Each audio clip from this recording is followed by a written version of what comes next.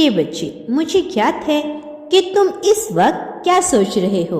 मुझे पता है कि तुम सबसे ज्यादा भरोसा मुझ पर करते हो और मुझे न्याय की उम्मीद लगाए बैठे हो। मेरे प्रिय, यह संदेश दिव्य संदेश है जो दिव्य लोक से आया है और यह केवल उन पुष्प आत्माओं के लिए है जो उम्मीद की किरण अपने भीतर जगाकर बैठे हुए हैं।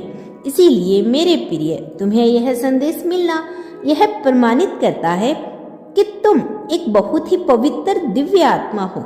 इसीलिए इस संदेश को पूरा सुनना, इसे बीच में छोड़कर जाने की भूल ना करना। यह संदेश तुम्हारे लिए बहुत आवश्यक है। मैं जानता हूँ कि जिन्होंने तुम्हें सताया है, तुम्हें रुलाया है, तुम्हारे परिवार को रुलाया है, वह अब भी हंस खेल रही हैं। उन्होंने तुम्हें कई बार प्रताड़ित करने का प्रयत्न किया। तुमने कई बार उसकी अवहेलना भी झेली है, जिसे झेलकर कोई दूसरा मनुष्य पूरी तरह से टूट जाता है। किंतु तुम हारे नहीं, टूटे नहीं। तुमने कई बार लोगों को माफ किया है, लेकिन बदले में तुम्हें वह माफी कभी नहीं मिल पाई। लेकिन अब तुमसे और तुम्हारे परिवार से जो भी खुशियां छीनी गई हैं, उसकी भरपाई होने का समय आ चुका है। प्रिय, मैं देख रहा हूँ कि तुम्हारे परिवार में अशांति, दुख, निराशा का वातावरण छाया हुआ है। तुम बहुत कोशिश करते हो अपने आप को और अपने परिवार को खुश रखने के लिए, अपने परिवार में एकता और सामंजस्य को बनाए रखने के लिए, लेकिन तुम्हारे परिवार में अशांति, दुख बढ़ता ही जा रहा है और इसका कारण कहीं ना कहीं वे अन्य लोग हैं जो तुम्हारे परिवार की खुशियां बर्बाद करने पर तुले हुए हैं, जो तुम्हें हंसता खेलता नहीं देखना चाहते, जो तुम्हारे परिवार में निराशा को व्याप्त कर देना चाहते हैं। मेरे प्रिय बच्चे, मैं जानता हूँ कि तुम्हारा दिल भी धीरे धीरे पत्थर होता जा रहा है, जिसकी वजह से तुम अपने आप को बुरा मानने पर मजबूर भी कर रही हो। लेकिन अब तुम्हें न्याय मिल रही है। तुम्हारे साथ जो कुछ भी बुरा हुआ है वह समाप्त होकर रहेगा। अब समय आ गया है कि उन सारी चीजों की समाप्ति का जो लोग तुम्हारे घर में क्लेश करवा रहे थे, वह यह नहीं जानते कि जब न्याय की चोट लगती है तो उसका पहाड़ कितना गहरा होता है। उन्हें यह ज्ञात नहीं कि उन्होंने जितना तुम्हें रुलाया है उससे कई गुना ज्यादा उन्हें रोना पड़ेगा। नहीं जानते कि उन्होंने जो भी तुम्हारे साथ किया वह कितना बुरा हो रहा है और उसका परिणाम कितना बुरा हो सकता है। मेरे प्रिय बच्चे, उन्हें उनके पापों का दंड मिलने का समय आ गया है। लेकिन अब समय तुम्हारा भी है अपनी प्रगति का विचार करने का, उन लोगों का विचार करने का जिनसे तुम प्रेम करते हो, जो तुमसे प्रेम करते हैं। मेरे प्रिय बच्चे, तुम्हें अपने दिन का कुछ समय निकालना पड़ेगा यह सोच विचार करने के लिए कि वह कौन लोग हैं जो तुम्हें सच्चे हृदय से प्रेम करते हैं, जो केवल तुम्हारा भला चाहते हैं। तुम कई बार क्रोध में आकर उनसे गलत बातें बोल देते हो। जो तुमसे सच्चे हृदय से प्रेम करते हैं, तुम क्रोध में ऐसी ऐसी बातें बोल जाते हो जिसका तुम्हें बाद में पछतावा होता है। जो तुमसे प्रेम करते हैं, तुम्हें उनसे क्रोध नहीं करना चाहिए, फिर भी सबसे ज्यादा क्रोध तुम उन पर ही करते हो जिन लोगों पर तुम्हें क्रोध दसाना चाहिए। तुम कई बार उनकी चाटुकरता करने लग जाते हो। मेरे प्रिय, दूसरों की चाटुकरता करने का कोई लाभ नहीं। इस संसार में सबका पालनहार सबका पालन करता है, केवल एक ही है।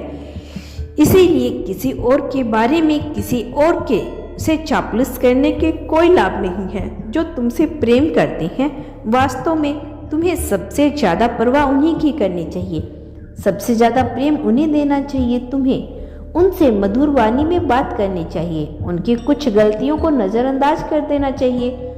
तुम गौर करो कि तुमने कई बार छोटी छोटी गलतियों के लिए उन पर कितना क्रोध किया है। मेरे प्रिय, जो मनुष्य तुमसे प्रेम कर रहे हैं, उनका जीवन तुम्हारे जीवन को बेहतर बनाने के लिए ही मिला है। यदि तुम उनकी कदर नहीं करोगे तो आगे चलकर इस जीवन में बहुत समस्या उठानी पड़ सकती है।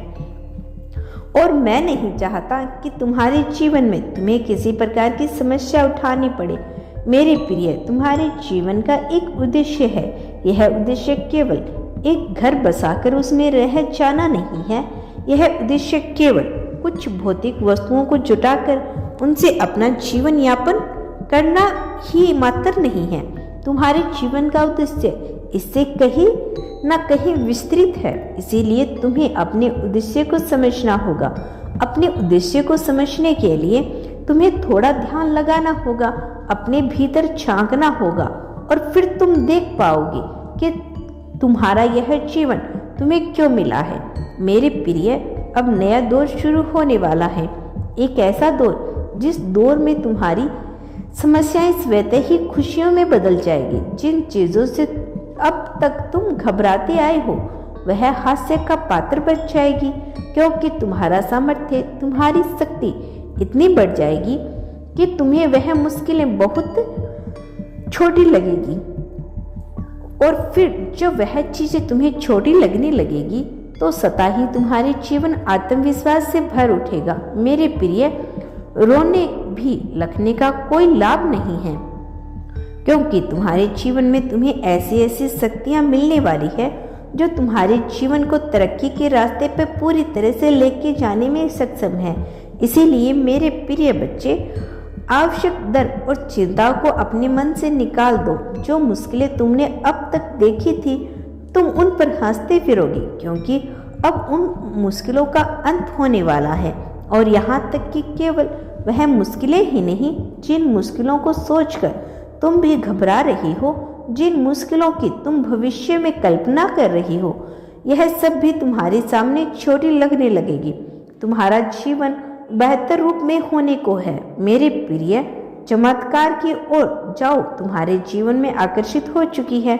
अब तुम ऐसी प्रकृति को पाने के करीब आ चुकी हो जिस प्रकृति को पाने का सपना बहुत से मनुष्य देखते हैं, किंतु उन्हें पूर्ण करने का सच केवल कुछ ही मनुष्यों को प्राप्त होता है।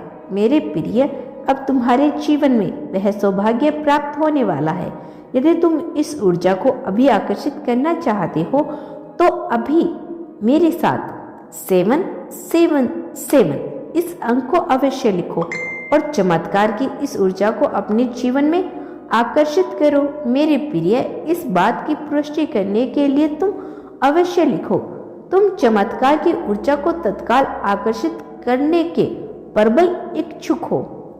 मेरे बच्चे, इस क्रिया में, इस चमत्कार की ऊर्जा को प्राप्त करने में तुम कभी भी अकेले नहीं रहोगे। विभिन्न शक्तियां तुम्हारा संरक्षण करेगी और तुम्हें समर्थन प्रदान करेगी।